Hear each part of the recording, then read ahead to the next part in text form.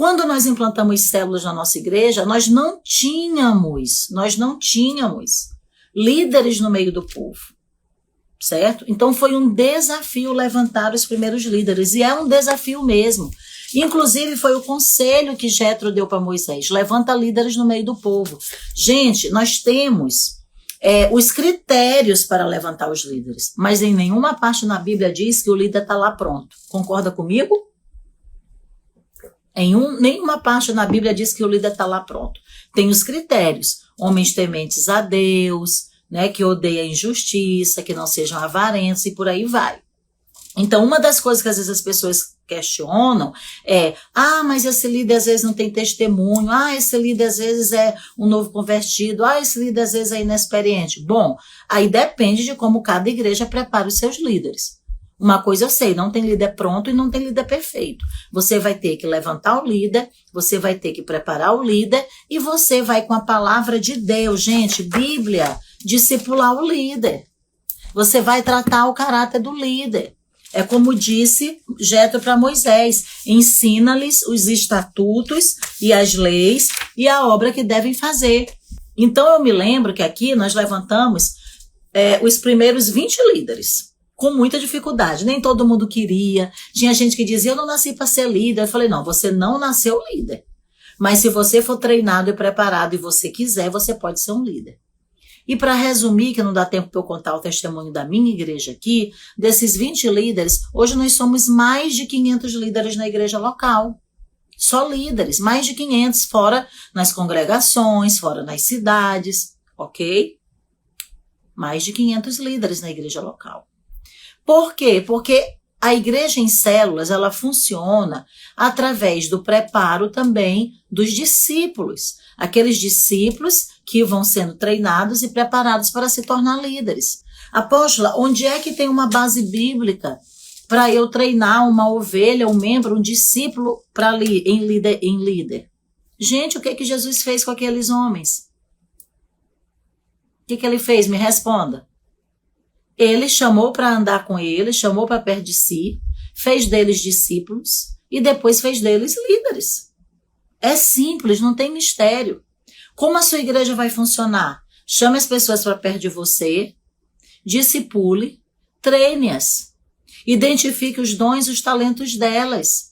Alguns vão se tornar líderes, outros vão servir no louvor, outros vão servir na diaconia, outros vão servir na intercessão. Mas com certeza tem aquelas pessoas que você vai identificar nelas o potencial de liderar. Então, na nossa realidade local, nós fomos aprender como treinar os discípulos para se tornarem líderes. E eu posso dizer que a igreja em células funciona. Agora, claro que existem passos para que você, né? E a gente aprende, gente, errando e acertando. Apóstola, vocês nunca erraram aí na igreja de vocês? Sim, erramos. Alguns perigos, né? Nós precisamos preparar sim na palavra. Nós precisamos ter um trabalho, um tempo mínimo para que esse líder venha assumir essa célula, certo? Mas existem muitos mais benefícios do que dificuldade. Então, recapitulando o que eu quero dizer aqui, a igreja em Atos se reunia em células, em grupos pequenos. Isso é uma base, né? Os primeiros cristãos, eles se reuniam nas casas, nas residências, certo? Igrejas, quando vão crescendo, igrejas maiores, elas precisam também de um pastoreio, onde aquele membro, aquela ovelha, ela não vai ser pastoreada ou alimentada só no culto do domingo, certo? Existe o pastor da igreja? Existe.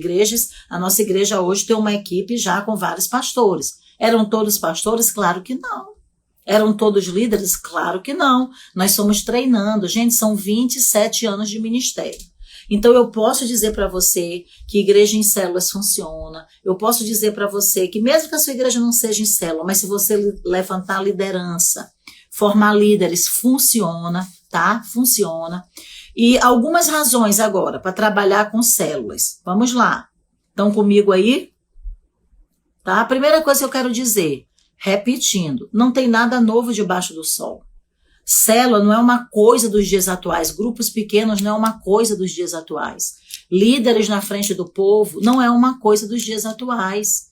Vá ler o Antigo Testamento, vá ler o Novo Testamento, que você vai ver que está lá na Bíblia. Inclusive no meu livro, acho que ele não está aqui perto de mim, mas algumas pessoas já leram, Equipe Eficaz, Como Levantar e Treinar. Eu tenho um capítulo que eu falo sobre equipes no Antigo Testamento de líderes e equipes no Novo Testamento de líderes, mostrando que liderança, trabalho em equipe, é modelo bíblico. Se eu tenho células, eu tenho que ter líderes, ok? Então vamos lá. Alguns motivos para nós trabalharmos em célula. Na célula, cada membro, ovelha, discípulo, como você queira chamar, pode ser acompanhado. Ao mesmo tempo que ele cuida de alguém, tá? Ele também pode ser acompanhado. Então, gente, isso traz um cuidado mútuo, aonde ninguém se sente sozinho, isolado. Uma pessoa que chega, aí a pessoa diz assim, a igreja grande eu vou me sentir perdido ali. Depende. Tem gente que pode chegar numa igreja pequena e também se sentir perdido e isolado, porque não tem relacionamento. Agora, se tanto numa igreja pequena, de 50 pessoas, como numa igreja de 1000 pessoas, tiver discipulado e relacionamento, ninguém vai se sentir só. Concordam comigo? Lá em Atos, era uma igreja imensa, gente, e eles se sentiam só? Pelo contrário, a Bíblia diz que todos os dias eles estavam juntos. Olha só, hoje a gente nem vai para o templo todo dia. Né? Aqui na nossa igreja, na nossa realidade, nós vamos... Ai, gente, perdão, as coisas do ao vivo, caiu o fone. E agora está caindo o iPad. Na nossa igreja, nós temos um culto semanal, nós temos o domingo e nós temos as células. Então, observa, esse membro, esse discípulo, essa ovelha, como você queira chamar, ele não está só no domingo e ele também não está só na célula. Tá? Então, mas a pessoa não tem tempo, é muita atividade. Gente, isso é modelo de crescimento espiritual. E olha que aqui em Atos a gente tá vendo uma igreja que ia todos os dias para o templo. Não sou eu que estou dizendo, não. Tá aqui Atos 2, 42 em diante. Todos os dias reuniam-se no templo. Hoje, se um pastor pedir para o crente ir todo dia para o templo, ele vai, gente? Fala sério. Vai nada. É o trabalho, é a casa, é não sei o quê. Vocês acham que os crentes lá de Atos dos Apóstolos, eles não tinham trabalho, casa, eles não tinham nada disso? Gente, era um avivamento. Eles estavam debaixo do mandamento da grande comissão. Certo? Mas vamos lá, que como eu disse, eu nem falei tudo. Outro motivo, né? As igrejas que fazem um bom uso da célula, elas aprofundam a comunhão. Elas aprofundam a evangelização. Porque ali naquela célula, a pessoa é levada para ouvir a palavra e posteriormente ela pode ser levada para a igreja também. E muitas outras coisas. Outro benefício. Nas células são atendidas necessidades de maneira mais efetiva, com menos esforço. É mais fácil você saber se uma pessoa na tua célula está precisando de 1 quilo de arroz, de um café, de uma roupa, de um calçado, do que a pessoa que está sentada lá no culto do domingo, que ela entra e depois vai embora. Concordam comigo? Então existem muitos benefícios, muitos benefícios. Algumas pessoas acham que é modismo. Não é modismo, é modelo bíblico. Hoje, na nossa realidade do Ministério Apostólico Internacional Shalom, as células são algo tão impactante na nossa realidade que, como eu falei para vocês, nós começamos a levantar no início, 97, meu esposo foi à Coreia, vamos botar aí mais ou menos de 98 para frente. Gastamos tempo para levantar 20 líderes. Levantamos esses 20 líderes na igreja local. Com a mesma estratégia, trabalhando com células, nós abrimos 11 igrejas em outras cidades. Como? Através das células. Então, os grupos, as células, elas mostram a força de uma igreja que mobiliza o povo para servir a Deus, porque uma das responsabilidades da igreja como corpo de Cristo é adorar a Deus, é ser família de Deus, mas é também servir. É servir ao próximo, é servir as pessoas, é servir a comunidade onde está inserida. Agora, claro, cada igreja é única, cada igreja tem sua realidade, mas isso não quer dizer que é impossível ter grupos pequenos ou células na sua igreja. Então são muitos benefícios. Eu poderia falar muitos mais aqui, mas, como eu falei, o tempo não permite. Mas eu quero ainda falar um pouquinho mais, antes da gente terminar, tá? De algo que também está aqui dentro desse livro, tá? Dentro desse livro. Repetindo mais uma vez, eu quero enfatizar mesmo que tem de positivo na célula, tá? As células promovem comunhão, oração, intercessão, libertação, ensino, apoio. Escreve mais aí o que a tua célula proporciona. Desenvolvimento e até descobrimento dos dons espirituais.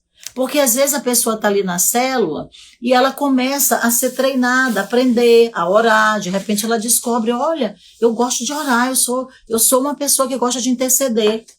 Ela recebe tarefas lá na célula, ela descobre que ela tem um dom de serviço. Faz sentido para você? Pode de repente alguém descobrir que tem um dom da hospitalidade, porque está precisando de um lugar para fazer a célula, a pessoa abre sua casa, que é o que a gente chama de anfitrião. Agora, claro, torno a repetir. Olha só, é isso aí, gente. Unidade, interação, amadurecimento. É o mundo perfeito de Bob? É tudo às mil maravilhas? Claro que não. Tanto igrejas que são em célula, quanto igrejas que não são em célula. Eu confesso para vocês que a igreja que hoje nós pastoreamos há 27 anos, ela nos dava muito mais trabalho quando ela era uma igreja menor e sem líderes. O povo conseguia me dar mais trabalho, mais problema, e eu vivia mais cansada, fazendo tudo sozinha, do que hoje com uma realidade de uma igreja com mais de 2.500 discípulos. Você consegue perceber? Não é que é tudo perfeito, mas você precisa saber como treinar, como preparar.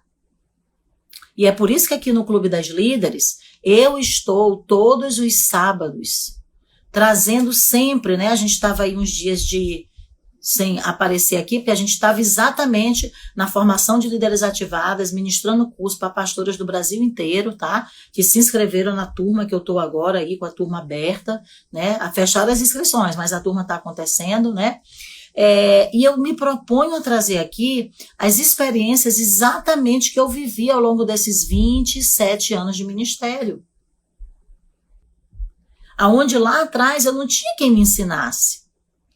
E eu e meu esposo aprendemos batendo a cabeça e sozinhos. Então, uma das coisas que queima no meu coração, a missão de Deus para mim hoje, que Deus colocou no meu coração para executar em 2022, é vir para cá, para esse espaço virtual, né? Estar aqui, né? Compartilhando do que Deus fez em nós e através de nós. Para dizer para você, sim, que é possível. Não tem nada fácil, mas existem coisas possíveis.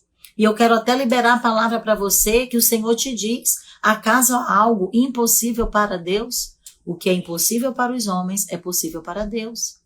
E eu ouço de muitas pastoras que estão desanimadas, desistidas, cansadas, porque dizem que fazem tudo sozinha, porque o povo da igreja não quer ajudar, porque o povo isso, porque o povo aquilo. Mas eu te pergunto, quem está à frente desse povo? Qual é a sua responsabilidade? Qual é a do povo? Você tem conseguido trabalhar o povo de maneira correta? Você tem tido, não vou nem usar as estratégias corretas, as ferramentas corretas? Você tem recebido de Deus direção? Você tem recebido de Deus direção? Porque deixa eu dizer uma coisa para você, querida pastora que está aqui.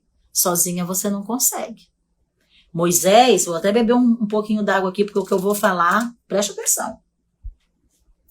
Moisés era quem era. Falava Deus face a face, abriu o mar vermelho, fazia tudo aquilo ali. Mas o sogro dele disse, liderar esse povo sozinho, você não vai conseguir. Não vai conseguir.